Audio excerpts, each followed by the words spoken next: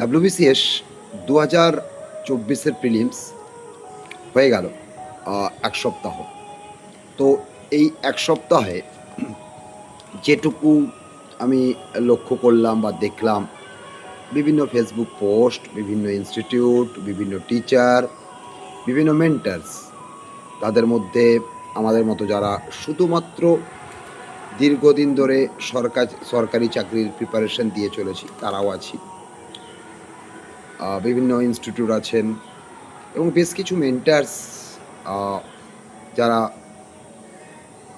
Already WBCS officer হিসেবে নিযুক্ত, তারাও যে কোনো স্বার্থেই বা যে কোনো কারণে হয়তো বা কোট আনকোট স্টুডেন্ট স্বার্থে বা স্টুডেন্টদের ভালো করার জন্য ব্যাকএন্ডে কী আছে সেটা পরের ব্যাপার, তা বিভিন্ন মতবাদ রেখেছে।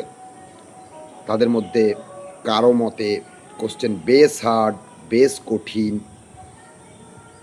তা এই বিষয়ে দু চারটে কথা না বললেই নয়।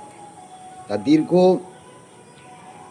প্রায় 19 বছর এই সরকারি চাকরির পড়ানোর সঙ্গে যুক্ত থাকা এবং বিভিন্ন পরীক্ষা পদ্ধতির চেঞ্জ, কারণ 2014-র আগে পরীক্ষা একরকমভাবে হতো ডাব্লিউবিসিএসের প্রিলিমস, তারপরে মেন্সটা আলাদা ডেসক্রিপটিভ, তারপর থেকে প্রিলিমস মেন্স দুটোই অবজেক্টিভ, শুধুমাত্র বাংলা ইংরেজি ডেসক্রিপটিভ এবং অপশনালটা ডেসক্রিপটিভ। এই changes at the same time other সমস্ত পরীক্ষা। তা যাই হোক, এই বছরের কোশ্চেন নিয়ে সবথেকে বড় ব্যাপার, প্রায় বেশিরভাগেরই মত খুব কঠিন কোশ্চেন যেটুকু আমি দেখছি শুনছি। হ্যাঁ, এক কথায় স্ট্যান্ডার্ড কোশ্চেন।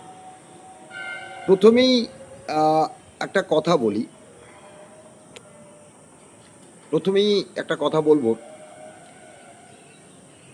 একজন পরীক্ষার্থী হিসেবে, বিশেষত যে ছাত্র বা ছাত্রী ডাব্লিউবিসিএস অফিসার হওয়ার পরিকল্পনা করছে বা স্বপ্ন দেখছে, তার মধ্যে এই ব্যাপারটা আসাই উচিত নয় খুব সহজ কোশ্চেন হবে, আমি চাকরিটা পাবো। এই দোষও তাদেরকে পুরোটা দেব না। আসলে তাদের মানসিকতাটা কিছুটা হলেও আমরা তো বিল্ড করি, আমরা বা আমাদের মতো মেন্টার্সরা। তা আমার কোথাও একটা মনে হয়েছে বা মনে হচ্ছে, দীর্ঘদিনই হচ্ছে, যে পদ্ধতিগতভাবে পড়ানো হচ্ছে বিভিন্ন জায়গায় বা বিভিন্ন সব জায়গাতে, আমরা সবাই ইনক্লুডেড মি, কোথাও একটা সেখানে ফাঁক থেকে যাচ্ছে। তার মধ্যে এখানে একটা ডিসক্লেমার দিই, বেশ কিছু ছাত্রছাত্রী যারা সত্যিকারের দীর্ঘদিন ধরে এই পরীক্ষাটা দিচ্ছে, বিভিন্ন পরীক্ষা দিচ্ছে, তার মধ্যে বিসিএসটাকে জেদ নিয়ে চেষ্টা করে চলেছে। তাদের মধ্যে কেউ বারংবার প্রিলিমস পেয়েছে, কোনো কারণে মেন্স পায়নি, বা মেন্স পেলে ইন্টারভিউ পায়নি। আবার এইরকম ছেলে মেয়েও আছে যারা অলরেডি হয় ক্লার্কশিপ বা মিসলেনিয়াস বা অন্য কোনো পরীক্ষা পেয়েছে, আবার ডাব্লিউবিসিএসের স্বপ্নটাকে বাঁচিয়ে রেখে ডাব্লিউবিসিএস পরীক্ষা দিচ্ছে। তা সেক্ষেত্রে তাদের সঙ্গে কথা বলে যেটুকু বুঝেছি, দেখেছি, তাদের মত তারা খুশি এই কোশ্চেন। কেন না, তাদের দীর্ঘদিনের যত্ন সহকারে লেগে থেকে খুঁটিয়ে পড়াটা কোথাও হলে কাজে দিয়েছে। হ্যাঁ, অবশ্যই 100% পারা সম্ভব নয় বা পারা যাবে না বা হবে না, সেটা তো ল অফ এভারেজ। কিন্তু প্র্যাকটিক্যালি আমি আবার বলছি, এই যে কনসেপ্ট, কোশ্চেন কঠিন, কোশ্চেন সোজা, এই কনসেপ্ট থেকে ছাত্রছাত্রীকে বেরিয়ে আসতে হবে। আর অবশ্যই তথাকথিত মেন্টারদেরকে বলবো, তিনি ডাব্লিউবিসিএস অফিসার হতে পারেন বা যাই হোক, অবশ্যই যারা দীর্ঘদিন ডাব্লিউবিসিএস পরীক্ষা দিয়েছে, তাদের পরীক্ষা দেওয়াটা একটা এক্সপিরিয়েন্স, সেই এক্সপিরিয়েন্সটা হয়। বাট পরবর্তীকালে তারা যা বক্তব্য রাখছেন, আমার মনে হয় সেই জায়গা থেকে একটু সচেতন হওয়া দরকার। নাহলে বিশেষত আগামী দিনে নতুন প্রজন্ম যারা এই সমস্ত সরকারি চাকরির পরীক্ষা দিচ্ছে, বিশেষত ডাব্লিউবিসিএসের প্রিপারেশন নিচ্ছে বা পরীক্ষা দেবে, তাদের জন্য ভুল বার্তা যাচ্ছে। আর ঠিক পরীক্ষাটা হওয়ার পরে, পরীক্ষার কোশ্চেন একটু স্ট্যান্ডার্ড হলে, তখনই আমাদের মনে হয় পিডিএফ পড়া চলবে না, ইনডেপথ পড়তে হবে, ডিটেলে পড়তে হবে, রেগুলার মক টেস্ট দিতে হবে, রেগুলার অ্যানালিসিস করতে হবে। এগুলো ঠিক পরীক্ষার পরেই আসে, যখন দেখো, পরীক্ষাতে আমরা কমন সবাই চাই, ছাত্রছাত্রীরাও চায়, স্টুডেন্টরাও চায়, স্টুডেন্টরা, ছাত্রছাত্রীরা, শিক্ষক শিক্ষিকা সবাই চায়। কিন্তু আমার মত এখানে একটু ভিন্ন। কেন ভিন্ন? না, কমন ব্যাপারটা কি আসলে একটু বুঝতে হবে, একটু ভালো করে বুঝবে। কমন আসলে আমরা সবসময় আমাদের ব্যর্থতা ঢাকার একটা অজুহাত খুঁজে বেড়াই। যখন আমরা পরীক্ষার হলে বসে, আমি কিছুক্ষণের জন্য ধরে নিচ্ছি যে আমি একটা জিনিস তোমাকে কখনো পড়াইনি, তুমি পেরে গেছো, তোমার সেই কোশ্চেনটা নিয়ে কোনো মাথা ব্যথা বা কোনো সমস্যা থাকে না। কিন্তু সমস্যাটা কোথায়? কোনো একটা কোশ্চেন আমি পারিনি, এবারে কেন পারলাম না সেটা জাজ করতে গিয়ে দেখা গেল ওই কোশ্চেনটি তুমি যে স্যার বা ম্যাডাম বা যে ইনস্টিটিউটে পড়েছো তারা করায়নি। তখন আমরা বলি ওই কোশ্চেনটা কমন লাগেনি। মূল ব্যাপারটা হচ্ছে, আমি যেটা পারি সেটা কমন কি কমন নয়, কে করিয়েছে না করিয়েছে ম্যাটার করে না। আমি যেটা পারলাম না সেটা আমাকে কেউ বলে দিয়েছে কি না, তখন আমরা খোঁজার চেষ্টা করি, সেটা কমন নয়। এটা হচ্ছে কমন আর নন কমনের ব্যাপার। আরেকটা সমস্যা হচ্ছে, দোষ তোমাদেরকে দেব না, আমরা আমাদের ব্যবসায়িক কারণে প্রত্যেকে কতগুলো কমন দিয়েছে এটা আমরা শো করি। আমি এই ক্লাসে এইটা পড়িয়েছি, এটা কমন, ওটা কমন, সেটা কমন। আমি ফর এক্সাম্পল ধরেই নিচ্ছি, কোনো একজন শিক্ষক বা শিক্ষিকার বা কোনো ইনস্টিটিউটের 100% কোশ্চেন কমন লেগেছে, বাট তার মানে কি সেই শিক্ষক শিক্ষিকা বা ইনস্টিটিউটের কাছে পড়া 100 জন স্টুডেন্ট, 100 জনই ওই পরীক্ষাটা সব অ্যান্সার করে আসবে বা চান্স পেয়ে যাবে? তখন খুব একটা ইজি এক্সকিউজ, ওই ছাত্র বা ছাত্রী পড়েনি বা বোঝেনি এটসেট্রা। ব্যাপারটা ঠিক এই রকম নয়। ব্যাপারটা এভাবে ভাবা উচিত যে আমরা এমনভাবে পড়াবো এবং স্টুডেন্টরা ভাববে আমরা এমনভাবে পড়ব যাতে ম্যাক্সিমাম কোশ্চেন আমরা অ্যাটেন্ড করতে পারি, বা কনসেপচুয়ালি এমন পড়াশোনাটা হবে আমাদের যেখান থেকে কোশ্চেন কমনটা ফ্যাক্টর হবে না। আর আরেকটা সমস্যা, সেটা হচ্ছে গতানুগতিকতা।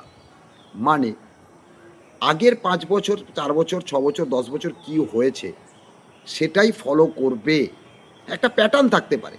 বাট এক্স্যাক্টলি আগের 5 বছরে কি হয়েছে, কোন কোশ্চেনটা আসেনি, তার মানে এটা আর কখনো আসবে না, বা মানে কি বলবো, এই যে জায়গাটা এবং সেই ধরে পড়ানো, কোথাও একটা আমি বলবো আমাদের শিক্ষক শিক্ষিকাদের পড়াশোনার রেঞ্জটাও কম। তো আমি তার আগে একটু আসি, এবছর ডাব্লিউবিসিএস এর কোশ্চেনের ক্ষেত্রে যদি অ্যানালিসিসের ক্ষেত্রে আমরা বলি, কোশ্চেনের প্রেজেন্টেশনটা পাল্টেছে, কোশ্চেনটাকে লেন্দি করেছে কিছু কিছু ক্ষেত্রে। সেটা অনেকে বলছে অপ্রয়োজনীয়, আমি বলবো অপ্রয়োজনীয় নয়। মানে একটা জিনিস তোমাকে বুঝতে হবে, একটা সরকারি চাকরির পরীক্ষায় টোটাল কতগুলো ভ্যাকেন্সি আছে বা কতগুলো সিট আছে, তার রেসপেক্টে কতগুলো ছেলে মেয়ে পরীক্ষা দিচ্ছে, তাদের মধ্যে কতজন সিরিয়াস, তাদের মধ্যে কতজন সিরিয়াসলি দীর্ঘদিন ধরে প্রিপারেশনটা নিয়েছে, সেই সংখ্যাটার সঙ্গে বাস্তব সুযোগ পাওয়ার মানে যে সংখ্যক সিট থাকবে তার মধ্যে কিন্তু বিস্তর ফারাক। তাই আমি যেমন মনে করি, বা আমি এটা চিরকালই মনে করি, সরকারি চাকরির পরীক্ষাতে আলটিমেটলি ঠিক বাছাইয়ের থেকে এটা ছাঁটাইয়ের পরীক্ষা বলতে পারি, এলিমিনেশন। কেন? কারণ যারা সুযোগ পেল না বা কোনো কারণে ক্র্যাক করতে পারলো না, তারা সবাই খারাপ না? হতে পারে না, হতে পারে না। কোনো কারণে ওই পরীক্ষাতে বা তার ক্র্যাক করতে পারেনি বা ক্লিক করেনি, বা সে ভুল করেছে, নিজেকে অ্যাপ্লাই করতে পারেনি, পরবর্তীকালে সে অ্যাপ্লাই করে আবার তো সাফল্য পাবে। ব্যাপারটা এই রকমভাবে ভাবা উচিত, আমি অন্তত মনে করছি। আর অবশ্যই কিছুটা আমরা সবাই মিলে মিসলিড করছি, মিসগাইড করছি, ডিউ টু আমাদের বিজনেস, কমন দিতে হবে, এই করতে হবে। আর আমরা বেশিরভাগ জনই ছাত্রছাত্রীকে একটু স্বপ্ন দেখাচ্ছি 5 মাস 6 মাস বা 1 বছরে চাকরিটা হয়ে যাবে। কিন্তু অতি বাস্তব, অতি বাস্তব আমার এই 19 ইয়ার্সের কম্পিটিটিভ এক্সামের কেরিয়ার, তার আগে নিজের টুকটাক পরীক্ষা দেওয়ার অভিজ্ঞতা, আংশিক সাফল্যের অভিজ্ঞতা থেকে বলতে পারি। আংশিক সাফল্য কেন? ফাইনাল স্টেজে হয়তো আমি গিয়ে কোনো কারণে, ফাইনালি যে কোনো কারণে আমার দোষে হোক বা আমার ব্যর্থতাতেই হোক, আমি আল্টিমেটলি ফাইনাল পজিশনটা বা ফাইনাল জায়গাটা রিচ করতে পারিনি। সো দ্যাটস ওয়াই আমার আংশিক সাফল্য বলতে পারি, যে সাফল্যের কোনো মূল্য আজকের দিনে হয়তো নেই। কিন্তু সেই পরীক্ষা দেওয়ার এক্সপিরিয়েন্স, হল এক্সপিরিয়েন্স, কোশ্চেন এক্সপিরিয়েন্স, আর তারপরে দীর্ঘ 19 বছর ধরে এই ফিল্ডে ছাত্রছাত্রীদের সঙ্গে থাকার ফলে যেটুকু এক্সপিরিয়েন্স গ্যাদার করেছি, এটা নয় যে আমার বিশাল জ্ঞান, আমি অনেক জানি না, একদমই না, ঠিক আছে? ব্যাপারটা একদমই তা নয়, কিন্তু অভিজ্ঞতা দিয়ে নিজেকে জাজ করি। Are being selective about the question paper খুব সমস্যা। আমি আবার রিপিট করছি যে এই সাবজেক্টের এই কোশ্চেনটা আসে না, আসবে না, এটাই সমস্যা। আর আবার একটা বলছি, কেন একজন ডাব্লিউবিসিএস অফিসার হওয়ার স্বপ্ন নেওয়া ছাত্রছাত্রী ভাববে কোশ্চেনটা সহজ হবে? রাদার আমি তো মনে করি যারা সত্যি প্রিপারেশনের সেই জায়গায় আছে বা সেই জায়গায় নিজেকে নিয়ে যায়, তারা চায় কোশ্চেনটা একটু স্ট্যান্ডার্ড হোক। তাতে বরং যে একটু কম পড়াশুনো করেছে বা যে সত্যি সেই জায়গায় পড়াশোনাটা করতে পারেনি, সে যেন কোনোভাবে সেরকম একজনও যেন সহজে ক্র্যাকটা করতে না পারে। সত্যিই তো পাওয়া উচিত নয় তো তার।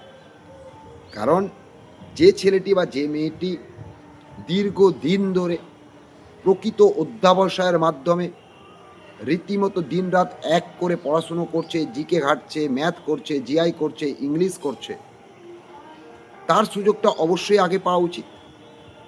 তো সেক্ষেত্রে আমি তো অন্তত এবছর দেখলাম বেশ কিছু সিনিয়র স্টুডেন্টস যারা সেই লেভেলে পড়াশুনো করেছে, আমার সঙ্গে যেটুকু কথাবার্তা হয়েছে, আমি অন্যদের মতো মার্কেটিংয়ের ওই কথা বলতে পারবো না, হ্যান করেছি ত্যান করেছি, তারা কিন্তু খুশি এই কোশ্চেনে।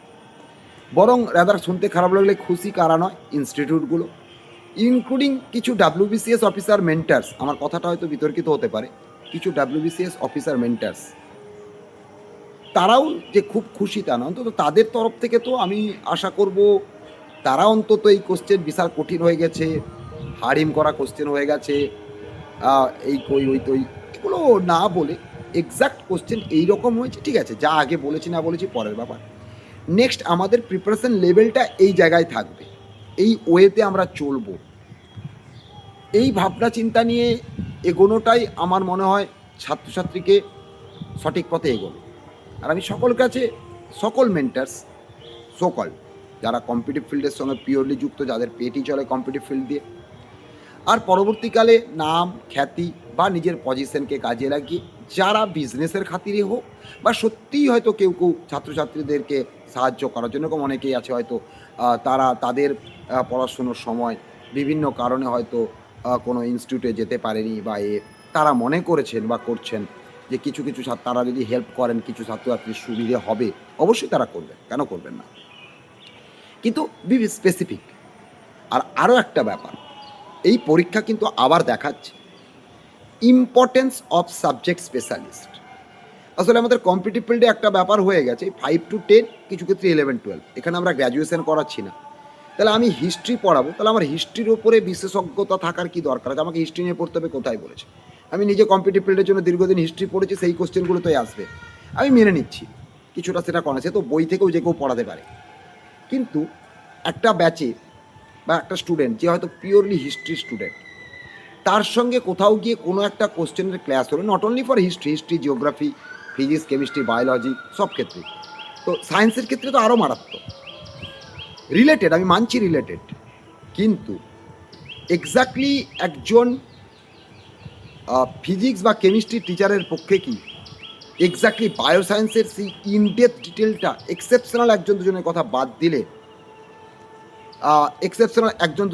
বাদ দিলে, একজন বায়োলজির টিচারের পক্ষে ফিজিক্স কেমিস্ট্রি, আবার ফিজিক্স কেমিস্ট্রি একজন টিচারের পক্ষে বায়োলজি, এক্সাক্ট এক্সপ্লেনেশন বা অ্যান্সার দেওয়া উচিত যে ছেলেটি বা যে মেয়েটি ওই সাবজেক্ট স্পেশালিস্ট। তো এই জায়গাগুলো বড়ই সততার অভাব আমাদের এই বর্তমান কম্পিটিটিভ এক্সামের প্রিপারেশনের ক্ষেত্রে আমরা যারা মেন্টরস করছি, আমরা যারা পড়াচ্ছি, আমাদের মধ্যে এটা আছে। আর ছাত্রছাত্রীকে সচেতন হতে হবে। এটা হয়তো WBCS নিয়ে আমরা কথা বলছি, বাট আমি WBCS বলো, মিসলেনিয়াস বলো, WBP বলো, স্টাফ সিলেকশন বলো, যে কোনো পরীক্ষা আবার বলছি, you have to be specific. তোমার হার্টের প্রবলেম হলে হার্ট স্পেশালিস্টের কাছেই যেতে হবে। ইনিশিয়াল টুকটাক ফর দ্য টাইম বিং তুমি একজন কোয়াক বা তুমি কোনো একজন নর্মাল MBBS-এর কাছে বা জেনারেল ফিজিশিয়ানের কাছে যেতে পারো, বাট হার্টের প্রবলেমকে দূর করতে গেলে তোমাকে হার্টের ডাক্তারের কাছে যেতে হবে। আর যদি আমার চোখের প্রবলেম হয় তাহলে আই স্পেশালিস্টের কাছে যেতে হবে। তাহলে স্পেশালাইজেশনের গুরুত্বকে আমার মনে হয় না ইগনোর করা যায়। তো এই জায়গাগুলো একটু মাথায় রাখা দরকার। তা আমি আবার বলছি, আমি যেটুকু শুনেছি বুঝেছি, যারা দীর্ঘদিন ধরে পড়াশুনো করছে, প্রপার হইতে পড়াশুনো করছে, দে আর ভেরি হ্যাপি যে কোশ্চেনের স্ট্যান্ডার্ড এই জায়গায় গেছে। আমাকে আবার এরকমও স্টুডেন্ট পেয়েছি, স্যার এই কোশ্চেন করা উচিত হয়নি, এইভাবে করা উচিত হয়নি, আপনি যাই বলুন, বলতে পারে, কারণ তার মাথায় আমার কথাগুলো ঢুকবে না, কারণ সেও সহজে কিছু পেতে চেয়েছে। কিন্তু আমি আবার বলছি, চিরদিনই বিশ্বাস করে এসেছি ইন ডেপথ, বেসিক্সে, স্পেশালাইজেশনে। শিক্ষক হিসেবে নিজের মান সম্মানটা যদি বজায় রাখতে হয়, তাহলে অ্যাটলিস্ট এই জায়গায় সৎ থাকা দরকার। আজকে যদি আমরা শিক্ষক শিক্ষিকারা কোনো কারণে গালাগাল খাই বা নেগেটিভ কমেন্টের আমাদের কাছে আসে, তার জন্য দায়ী আমরাই। তো যাই হোক, ভিডিওটা একটু বড় হয়ে গেল, জানি না এতক্ষণ তোমরা দেখবে কিনা, বাট এটুকু বলি, কাজে লাগবে যদি কথাগুলো শোনো। আমি একবারও দাবি করছি না আমি অনেক জানি, আমি অনেক কিছুই জানি না এখনও। সমুদ্রের এটুকু আমার যেটুকু এক্সপিরিয়েন্স, দীর্ঘদিন পড়ানোর যেটুকু এক্সপিরিয়েন্স, এবং যেহেতু আমি ফ্রম দ্য বিগিনিং আমি বিশ্বাস করি তোমাকে যে কোনো সাবজেক্ট, যে কোনো কিছু প্রপার ওয়েতে পড়াশোনাটা করতে হবে এবং রেগুলার অ্যানালিসিস করতে হবে। হ্যাঁ, শর্টকাট এটা অবশ্যই প্রয়োজন, বাট শর্টকাটটা তখনই তুমি অ্যাপ্লাই করতে পারবে বা কাজে লাগাতে পারবে যদি তোমার বেসিকটার ক্লিয়ার থাকে। বেসিক যদি তোমার ক্লিয়ার না থাকে, তাহলে আমি এটুকু লিখে দিতে পারি, সেই শর্টকাট দিয়ে তুমি বেশি দূর এগোতে পারবে না। অনেকেই বলে there is no shortcut for the success, রাতারাতি সাকসেস হয় না, কিন্তু আলটিমেটলি তারা বিশ্বাস করে না, তারা সেই ব্যবসায়িক কারণে শর্টকাটটাই ধরানোর চেষ্টা করে। অবশ্যই আমি সবাইকে শর্টকাট করান, টাইম বাঁচাতে হবে, সব ঠিক আছে, বাট বিফোর দ্যাট তার বেসিক জায়গাটা শেখান, কনসেপ্টটা ক্লিয়ার করুন। আর স্টুডেন্টকেও বলবো এই জায়গাটা মেনটেন করার চেষ্টা করো। কিছু কিছু জিনিস হয় ওপর থেকে দেখতে খুব ভালো লাগে, বাট সেগুলো হয়তো বাস্তবের ক্ষেত্রে বা লং রানের ক্ষেত্রে ক্ষতিকারক। তাই আমি জানি আমার কথা খুব কম জনের কাছে পৌঁছবে, যদি তোমরা মনে করো অন্যদের কাছে পৌঁছে দেবে সেটা তোমাদের ব্যাপার, বাট যাদের কাছে পৌঁছবে এটুকু বলি, এবং যারা আমাকে অন্তত একটু আধটু চেনে জানে, শত্রু মিত্র সবাই আশা করি আমার সঙ্গে একমত হবেন। তো এই বলেই আজকের এই ভিডিওটি ছোট্ট করতে গিয়ে প্রায় 18-19 মিনিট হয়ে গেল, এখানেই আমরা শেষ করছি। শুধু এটুকুই, সকলকে বেস্ট উইসেস। নিজের সেরাটা দিতে গেলে সেরাভাবে নিজের জায়গাগুলোকে তৈরি করতে হবে। সময় একটু বেশি লাগুক, কিন্তু ভিতটা স্ট্রং হোক, তাহলে দেখবে তুমি অনেক বেশি আত্মবিশ্বাসী হবে নিজের প্রতি। আজও কালো সাফল্য পেয়ে যাওয়ার সুযোগটা অনেক বেড়ে যাবে। তো যাই হোক, ভালো থেকো, অল দ্য বেস্ট।